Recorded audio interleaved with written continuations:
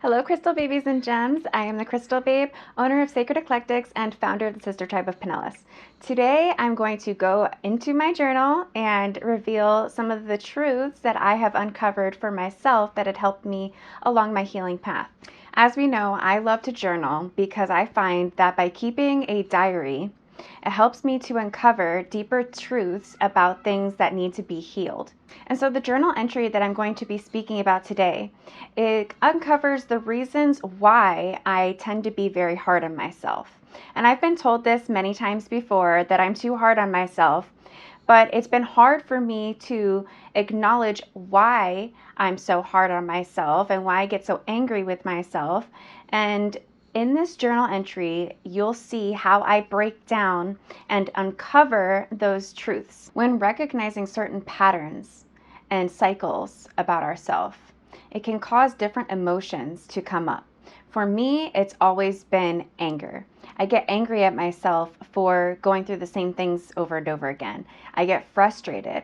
And so this journal entry has helped me to realize why I experience some of those patterns and how I can overcome them through being able to observe my emotions and the cycles. And I just want to preface this journal entry to give you a deeper understanding of what I've been going through and what led me to uncover this. So I have been on this healing journey for many, many years, and it's because of how much healing work I've actually done and all the efforts that I've put into myself that have frustrated me, because I feel as though I should be further along in my journey. I feel like I should be reaping some of the Dharma, and so this will help you to understand a little bit more about me and how I uncover, these truths and deeper meanings to healing and the different healing layers that there are that we need to assess so that we can get that deeper healing and actually start to experience our Dharma. So let's begin. I want to fulfill my own dreams. I see now how anger and being so hard on myself has potentially blocked my heart chakra and my ability to receive. I get so upset because I want to progress. I expect so much from myself. Perhaps that's also holding me back from enjoying the journey. I just get so frustrated because I've done so much to heal myself that it makes me wonder why I haven't healed more. Am I not doing it right? Or have I not been dedicated enough? Maybe it's so triggering because I have always been told that my best wasn't good enough. That hurts to realize, but it's definitely it. The fact that I've been going through all of this during my healing journey can be very discouraging to me because it makes me feel like my best isn't even recognized by God. I know that it isn't exactly true, but when you put in this much work and still get knocked down, it's no wonder why I always feel I'm not good enough or that there's something wrong with me. So, digging into my emotions helps me to reveal deeper truths about myself. The fact that I hold myself to such a high expectation, and putting a timeline on certain things. You cannot put a timeline on your healing. And you should have expectations for yourself, but not to the point where it's to your own detriment, where it, makes you feel stagnant or stuck. You're never stuck. It's just that there's things that you need to learn before you can continue to progress. And as if this journey wasn't difficult enough, when you're dealing with certain things like this, it triggers your past. It triggers all of the experiences that you have in your past, and it kind of validates those insecurities. And so through journaling, I'm able to constantly be rewriting my story and changing the narrative from victim to self-empowerment. And this is why I do this. This is why I journal. This is why I go deeper and deeper within my emotions so that I can uncover these truths and move forward from them. And in this next part, I go even deeper. I say, the realization that I'm so hard on myself because even when I gave my best, it never seems good enough, is what has led me to imposter syndrome.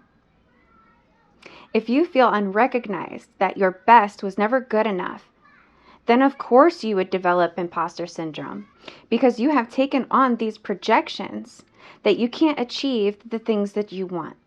Of course, this is completely false, but that's what fear is. False evidence appearing real. This is that sense of, validating your triggers from the past. This is why journaling is so important, because I'm releasing that narrative. I'm releasing that, self-talk that, my past, well, this has happened and that didn't work out for me and I wasn't good enough for this or that. Those situations can validate those triggers. It can validate the trauma. So we want to deprogram all of those false beliefs. So after I wrote false evidence appearing real, I remembered to rewrite my narrative. And this is what I had to say. Just because I wasn't accepted or acknowledged in the past does not mean that I do not have value or that I'm not capable.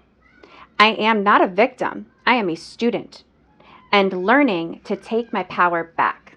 So after a journaling session like this, where I have uncovered all of these emotions and triggers, and different experiences that can validate those traumas, I want to rewrite my narrative. And I like to reinforce more fruitful and life-giving talk into my mind and myself, and to remember my worth.